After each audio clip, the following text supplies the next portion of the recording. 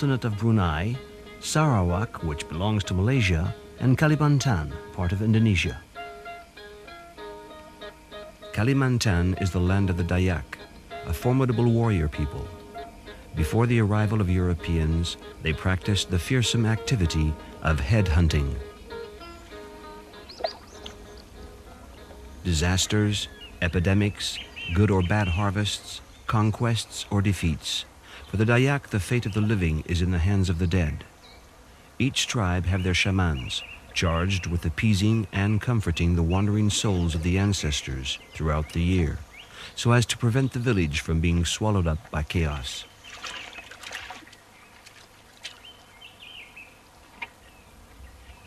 Over the past 100 years, the many and diverse Dayak ethnic groups who live in these dense forests have become subdued. They have abandoned many of the magical rituals that used to structure their daily life. Fearing that such rich and complex traditions may disappear forever, a team of Japanese filmmakers traveled to eastern Kalimantan in 1978 to record the last ritualistic ceremonies of 3 Dayak tribes, the Bahau, the Benua, and the Kayan.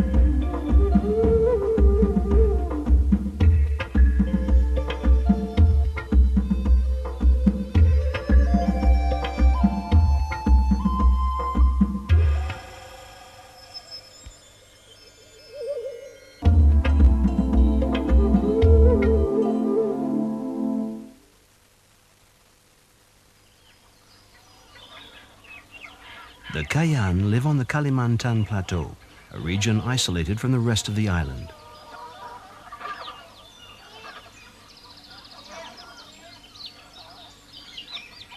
The only meat the Kayan eat regularly is chicken, and breeding these birds is a job for the young people. The Kayan's main food, however, is rice. Every 3 or 4 years, they clear a patch of forest, set fire to it, and grow dry rice. When the soil is exhausted, the Kayan move their village and clear new plots.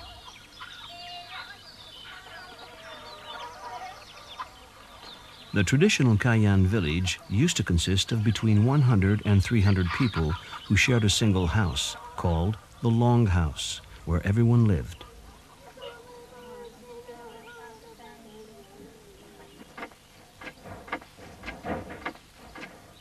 Kayan tribes used to be organized according to a strict hierarchy. Each social class had a role. The dominant class was in charge of defending the village. The lower class worked the land and did the housework. The Wadians, or shamans, made up the third class. They communicated with spirits to ensure that the living and the dead cohabited peacefully.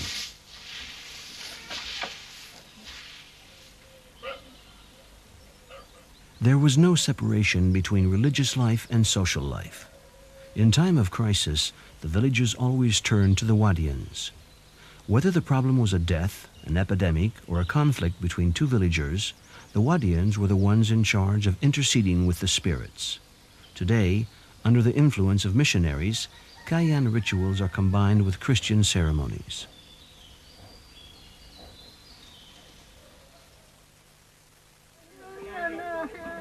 These funeral rites are conducted strictly according to Christian ritual, though the soul of the deceased must still find its way to its traditional destination, the city of the dead.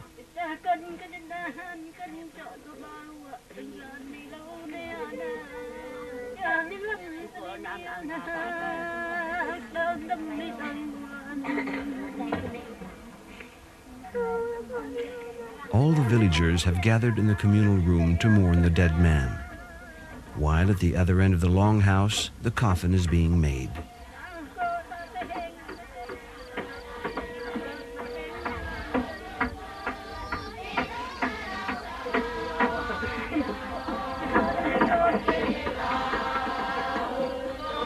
young people start singing merry songs to comfort the dead man's family.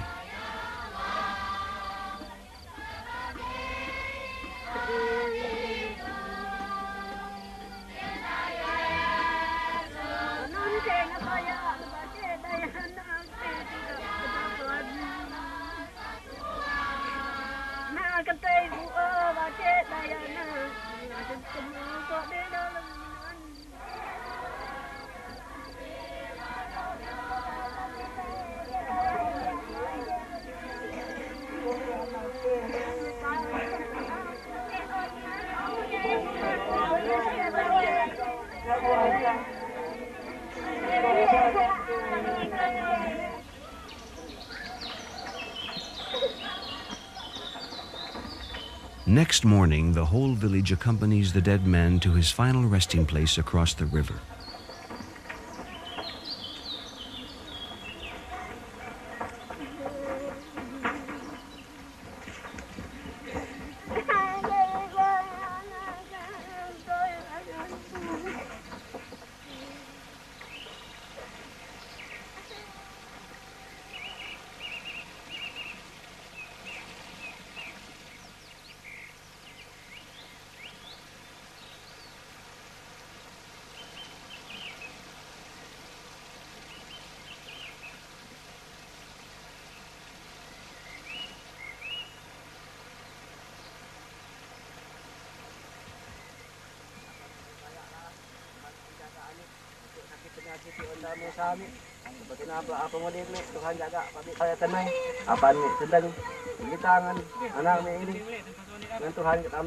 As the Wadian chants prayers to appease the soul and exhort it to head towards the city of the dead, the coffin is taken inside a richly decorated monument and lowered into the ground.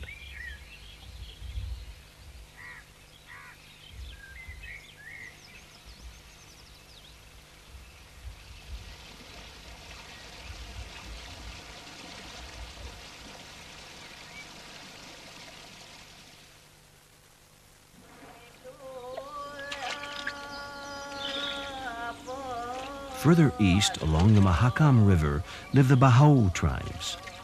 For them, the shamans remain very important figures. They are the ones who direct the Erau Kupala, or skull ceremony, a peaceful reenactment of the headhunt.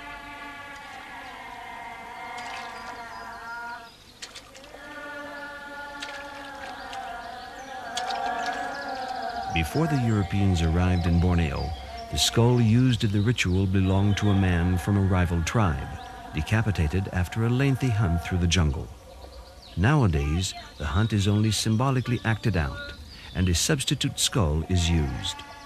But the rest of the ceremony, which lasts 9 days, has remained unchanged. It's performed to throw off any major misfortune affecting the community. For the past few weeks, an epidemic has been killing the chickens of the village.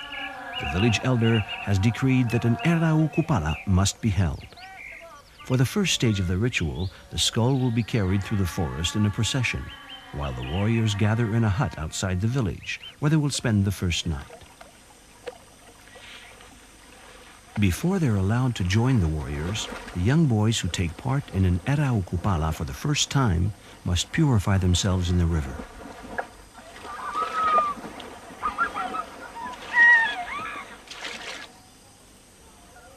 This is a very important moment of their lives, the beginning of their initiation into the mysteries of the Bahau religion.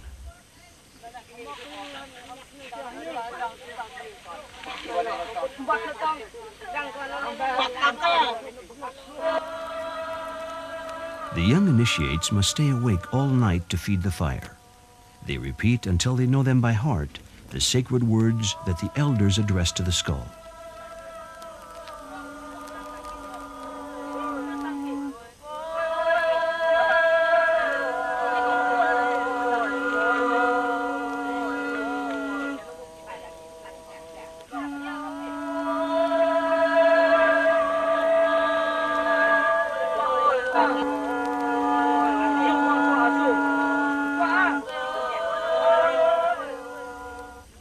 Towards the end of the night, the dead man is put to death a second time. With his machete, one of the elders removes fragments of the cranium.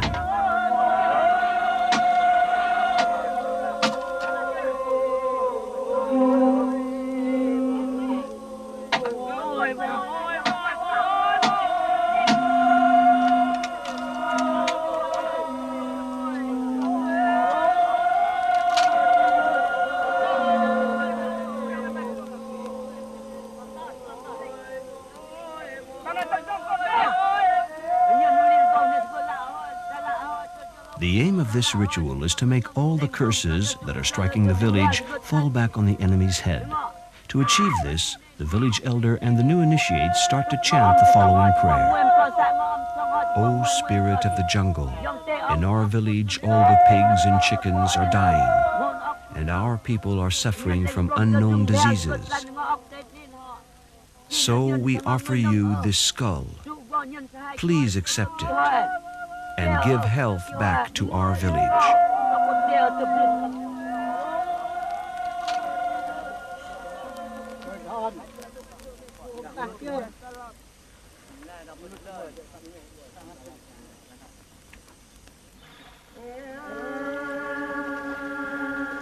Under the elder's guidance, a number of ceremonies will be performed, always the same and always in a precise order.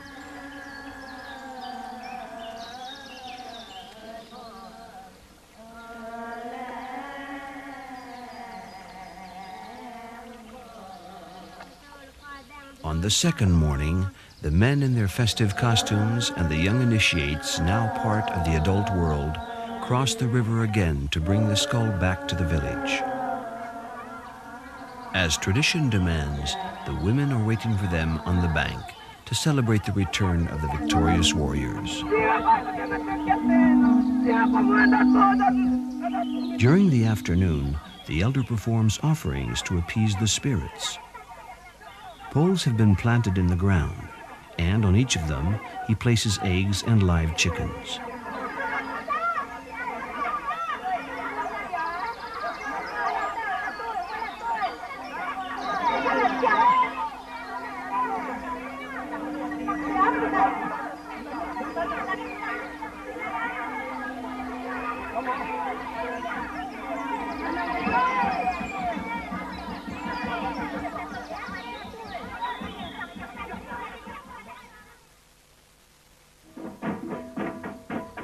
At nightfall, the Natupek dance begins.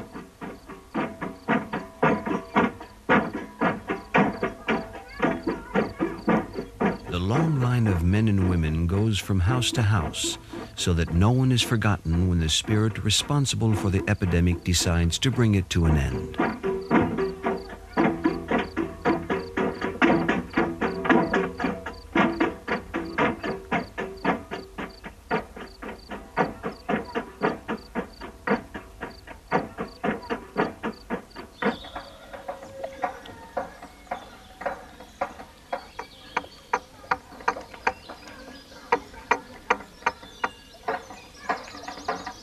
The third day is devoted to the making of two statues.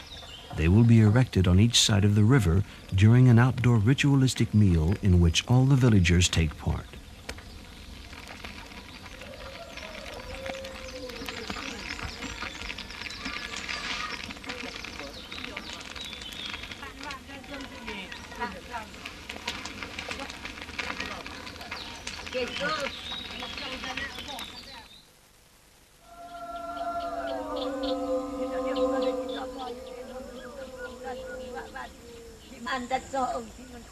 Finally, on the seventh day, the elder leads the procession carrying the skull through the village to the riverside.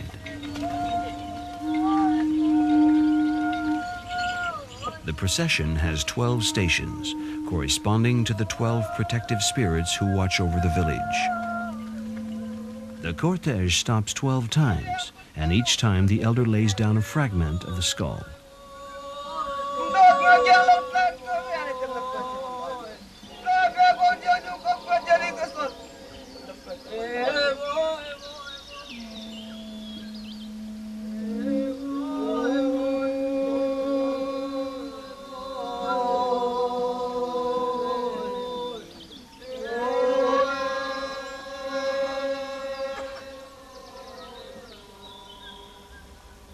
As a result of the ritual, the village will be surrounded by a protective barrier.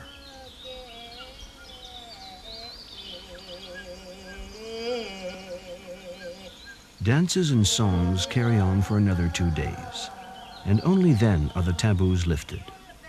The men were forbidden any sexual activity during the Erau Kupala. Now they can return to their wives. The community have done everything in their power to appease the angry spirits. The epidemic should soon be over.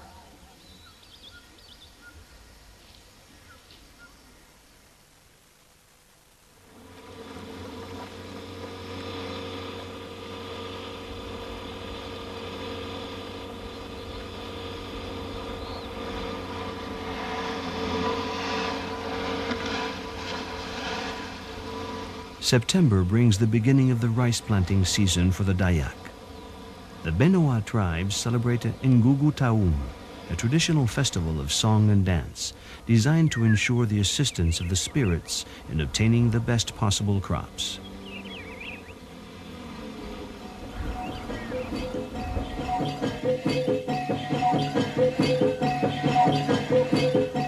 During the Ngugu Taun, the villagers once again gather inside the longhouse. Under the guidance of their bulians or shamans, they perform over and over the ritual prayers and offerings their ancestors' souls enjoy so much. The bulians have hung long strips of colorful cloth from the ceiling as ladders to allow the spirits to descend into the communal room. It's now time to tell the spirits that the community is ready to welcome them. The bulians will call to the wandering souls by blowing high-pitched whistles.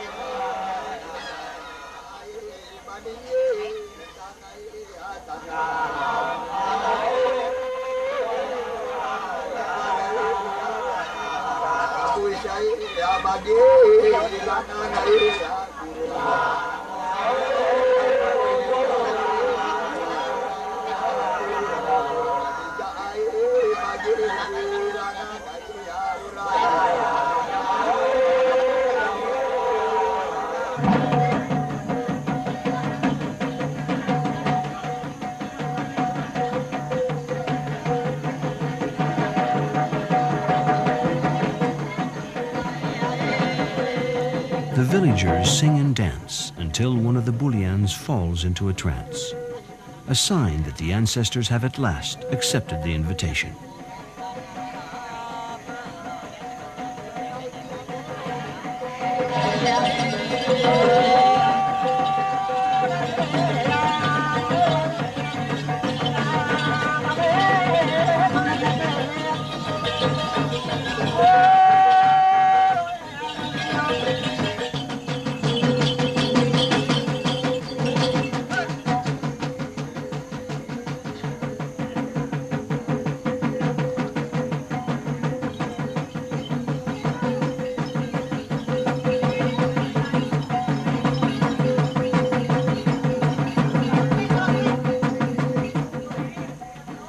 Today, it's the youngest bulian who first fell into a trance.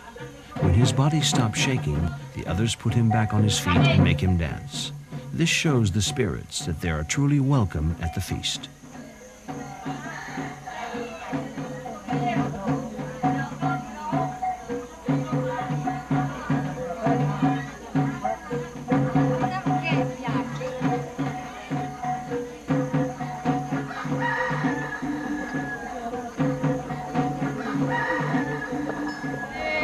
It's now time to sacrifice the pigs and the chickens.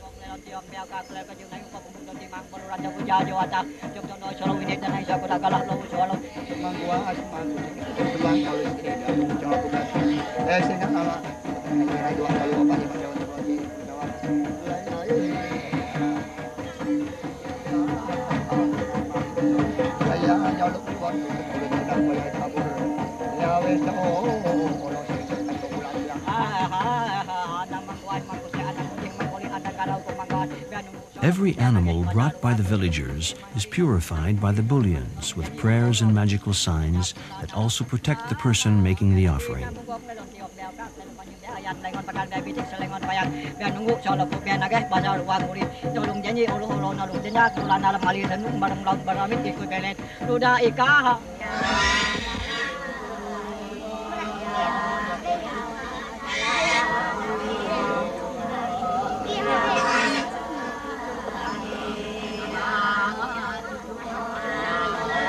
Offerings are either thanksgivings for the previous harvest or an insurance taken out on the coming one.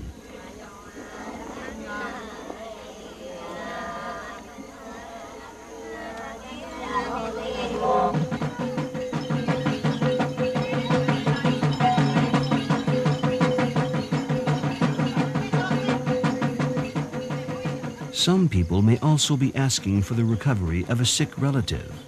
The Bullians rub magical herbs on their bodies and ask the spirits for a rapid recovery.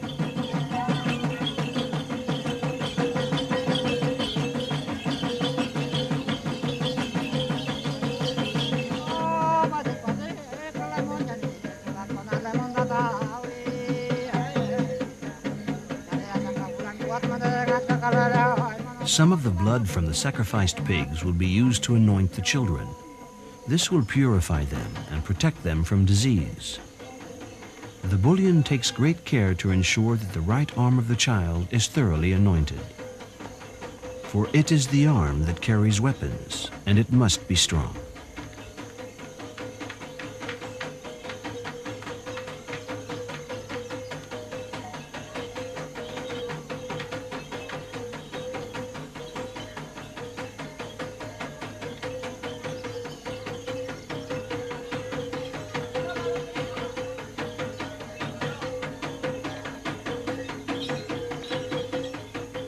The world of the Dayak has changed dramatically. First, Christianity supplanted the traditional beliefs of many Dayak tribes. Then, the growth of tourism encouraged the Dayaks to maintain the old rituals, a source of cohesion in increasingly troubled times.